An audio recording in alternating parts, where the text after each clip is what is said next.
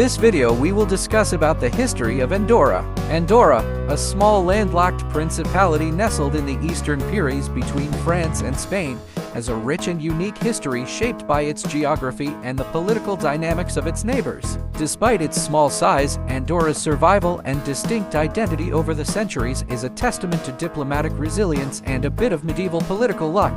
The origins of Andorra stretch back to the early medieval period. Legend credits Charlemagne with the founding of Andorra in the late 8th or early 9th century as a reward to the local people for resisting the Moors during their expansion into the Iberian Peninsula. Though this story is more mythical than factual, it reflects Andorra's early ties to the Frankish Empire. By the 9th century, Andorra was mentioned in documents as part of the Marca Hispanica, a buffer zone established by the Carolingians to defend against Muslim incursions. During the 11th and 12th centuries, Andorra came under the influence of the feudal system, with control passing between local counts and bishops. The Bishop of Urgell, whose seat was in nearby Catalonia, held authority over the region. However, as power dynamics shifted, the French noble family of Foix also laid claim to Andorra, leading to a period of conflict and negotiation over who held legitimate sovereignty. This dispute was resolved in 1278 with the signing of the First Par Age Agreement, a feudal treaty that established joint sovereignty over Andorra between the Bishop of Urgell and the Count of Foix.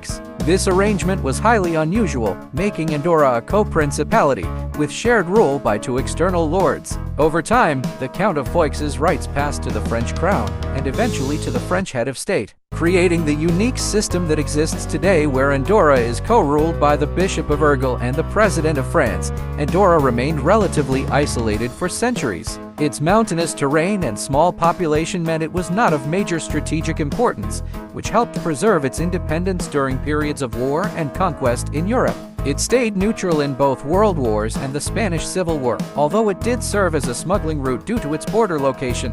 Modernization in Andorra began slowly in the 20th century. Until the mid-1900s, it was a poor, agrarian society with limited infrastructure. However, the second half of the century brought significant change. Economic development took off with the rise of tourism, particularly skiing, and the establishment of Andorra as a tax haven attracted foreign investment. This transformed the country into a wealthy microstate with a high standard of living.